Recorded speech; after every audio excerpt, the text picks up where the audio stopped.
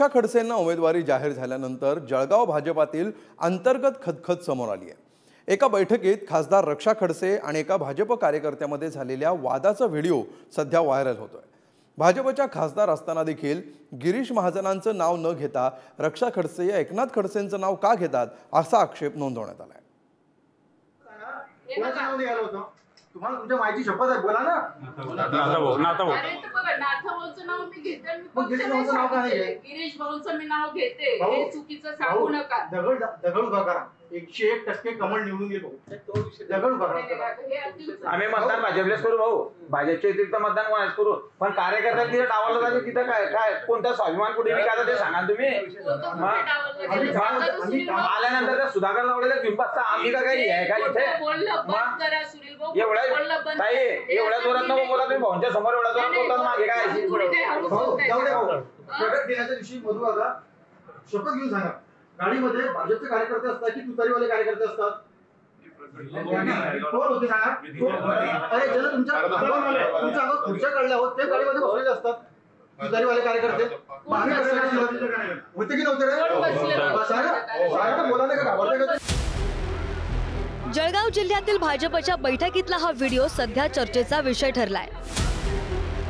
रावेरच्या खासदार रक्षा खडसे यांना उमेदवारी मिळाल्यानंतर भाजप पदाधिकाऱ्यांच्या बैठकीत त्यांना विचारलेला जाब या व्हिडिओत दिसतोय। खासदार रक्षा खडसे सुद्धा भडकलेले दिसतायत। बैठकीत नेमकं काय घडलं? भाजप नेते पदाधिकाऱ्यांना डावलण्यात येत असल्याचा आक्षेप आहे। एकनाथ खडसेंचं नाव घेता गिरीश महाजनांचं का नाही? भाजप खासदार रक्षा खडसेंना भाजप पदाधिकाऱ्यांचे सवाल। शरद पवार राष्ट्रवादीच्या कार्यकर्त्यांना सोबत घेऊन का फिरता? गिरीश महाजनांकडून पदाधिकाऱ्यांना शांत करण्याचा प्रयत्न। भाजप उमेदवार निवडून येईल त्यासाठी भाजप कार्यकर्ते प्रचारही करतील, मात्र उमेदवाराने भाजप कार्यकर्त्यांना मदत करणं गरजेचं असल्याचं मत भाजपा पदाधिकारी मांडताना दिसले। 15,500 कोटीचे नितीन गडकरी साहेब यांच्याकडून आम्ही मंजूर केले होतं। त्यामध्ये सुद्धा जळगावला येऊन रक्षाताई खडसे यांनी काय केलं की याला एवढ्या पैशाची काही गरज नाही आहे, याला डागडुकीची गरज आहे, आम्ही डिवायडर वगैरे सगळं त्याच्यात घेतलेलं होतं, पण त्याकरता त्यांनी ते नाकारून म्हणे जनतेला काही काय त्याचं त्या रोडाचा काही वापर नाही आहे, त्यामुळे त्यांनी डावललं। त्याच्यामुळे सगळे बोरणगावचे जनता नाराज आहे। सामायिक भारतीय जनता पार्टीच्या कार्यकर्त्यांनी या ठिकाणी सामूहिक राजीनाम्यामध्ये 200च्या वर आमच्या वरंगाव ते वरंगाव परिसरातील सर्व नागरिकांचे आणि मतदारांचे आणि ह्या भागातील झालेल्या काही कामाच्या रचना न केल्याने न ऐकताना अशा खासदारांनी आमच्या या ठिकाणी कोणत्याही कामाला थारा नाही दिला। तालुक्यातल्या वरंगावमधील परिसरातील सर्व कार्यकर्त्यांनी 203 कार्यकर्त्यांनी इथे आपल्या पदाचे राजीनामे दिले आहे। त्यांची मागणी आहे की जे भारतीय जनता पार्टीच्या वतीने जी उमेदवारी जाहीर झाली आहे विद्यमान खासदारांना ती रद्द करण्यात यावी आणि इच्छुकांपैकी एकाला देण्यात यावी, अशा प्रकारची मागणी आहे। आणि या संदर्भात आमची एक नाराजी आहे की वारंवार खडसे परिवारांकडनं भारतीय जनता पार्टीचे नेते असतील, देवेंद्रजी फडणवीस साहेब असतील, गिरीश भाऊ महाजन असतील, या नेत्यांना वारंवार त्यांच्या परिवाराकडनं टार्गेट केलं जाते। मला असं वाटतं ही गोष्ट ही मागच्या 8 दिवस आधीची आहे, आता त्याच्यामध्ये काही तथ्य नाहीये। ह्या गोष्टी सगळ्या घडल्यानंतर आदरणीय गिरीश भाऊंनी सुद्धा माध्यमांशी बोलताना सांगितलेलं आहे की जे छोटे मोठे विषय होते ते गिरीश भाऊंनी या सगळ्या लोकांशी बोलून ते दूर केलेलं आहे आणि ही सीट आम्ही 5 लाखाच्या मताने निवडून देऊ असं सुद्धा आश्वासन आदरणीय गिरीश भाऊंनी दिलेलं आहे। या बैठकीला जिल्ह्यातील आमदार, जळगावच्या उमेदवार स्मिता वाघ यांचीही उपस्थिती दिसते। रक्षा खडसे या गिरीश महाजनांचं नाव घेत नसतील तर कार्यकर्त्यांचा रोष योग्य असल्याचं भाजप नेतेही सांगतायत। गिरीश महाजन साहेबांचं नाव घेतलंच पाहिजे ना, त्याच्यामध्ये चूक काय? कार्यकर्त्यांची भावना माझ्या, तर मी तो व्हिडिओ पाहिलेला नाहीये, पाहिल्यानंतर मी अजून मत व्यक्त करू शकतो, पण आमचे महाराष्ट्रातले एक प्रमुख भारतीय जनता पक्षाचे नेते म्हणून आम्ही गिरीश भाऊंना बघतो आणि त्या भागाचे निर्विवाद नेते तेच आहेत, म्हणून गिरीश भाऊंचं नाव न घेणं ही चूकच आहे। कार्यकर्त्याच्या भावना दुखावणार आहेत, म्हणून तसा अगर व्हिडिओ असेल तर कार्यकर्त्याची भावना योग्यच आहे।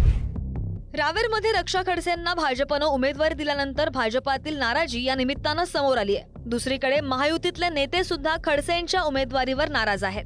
महायुतीला पाठिंबा दिलेले मुक्ताईनगरचे अपक्ष आमदार चंद्रकांत पाटील यांनी सुद्धा रावेरमधील उमेदवार बदलण्याची मागणी केली आहे। दुसरीकडे चंद्रकांत पाटील हे आमच्या सोबत आहेत असं रक्षा खडसे सांगतात। मी मोदी साहेबांचा प्रचार करणार आहे, सगळ्यात महत्त्वाचा मुद्दा असा आहे. आणि नाराजी जी होती ती कायम आहे, आजही आहे, उद्याही राहील बहुतेक मला असं वाटतं. कारण स्थिती तशी आहे. मुक्ताईनगर मतदारसंघामध्ये मी गेल्या 30 वर्षाहून काम करतो आहे. मला माहिती तिथल्या काम करणाऱ्या लोकप्रतिनिधींची पद्धत काय, त्याच्यामुळे ती नाराजी येते. ते बदलले पाहिजे अशी अपेक्षा आपण प्रत्येक वेळी ठेवतो. शेवटी देशाचं राजकारण आहे. देशाच्या राजकारणामध्ये काम करत असताना एक देशाचा मेन केंद्रस्थान ठेवून आपण खऱ्या अर्थाने प्रचार करणार आहे किंवा त्या पद्धती पुढे जाणार आहे. म्हणून छोट्या छोट्या गोष्टी आहे त्या अडचणीच्या जरी असल्या तरी त्याला थोडंसं दुर्लक्षित करून काम करावं लागणार आहे. आम्ही सगळे एकत्रच आहोत. आता अजून दिवस खूप आहे, त्याच्यामुळे आता जसं थोडं अजून ह्या सगळ्या गोष्टी मॅनेज व्हायला वेळ लागतीलच. पण सगळे जेवढेही घटक पक्ष आहे, शिंदे साहेबांचं शिवसेना असेल, रिपाय असेल, अन्य पक्ष जेवढेही आहे ते आमच्या सोबतच आहे. आपले स्थानिक आमदार चंदूभाऊ हे सुद्धा आपल्या सोबत राहतीलच, त्याच्याबद्दल मला पूर्ण विश्वास आहे. एकनाथ खडसे यांनी शरद पवारांची साथ दिल्यानंतरही रक्षा खडसेंना उमेदवार दिल्यानं नाराजीची लाट आहे. यामध्ये एकनाथ खडसेंचे जे विरोधक होते, आजपर्यंत जे शांत होते, ते या निवडणुकीमध्ये 2024च्या निवडणुकीत सगळे ॲक्टिव्ह झालेले आहेत. सुरुवातीपासून राजीनामे, वाद विवाद, त्यांना विरोध, हे सगळ्या गोष्टी चालू आहे. खडसे हे आडनाव रक्षा खडसेंना फार जड जाते आहे. त्यामुळे येत्या काळात रक्षा खडसेंनी ज्या मागच्या टायमाला लीड घेतलेली होती 3-1 लाख मतांची, ती लीड या टायमाला ते कायम ठेवू शकतात का, एवढा विरोधाभासात, ते पाहणे महत्त्वाचे राहील. आता भाजप प्रदेश पातळीवर या वादाची दखल घेऊन योग्य उपाय करणार का, हा प्रश्न आहे. सचिन गोसावी, पुढारी न्यूज, जळगाव.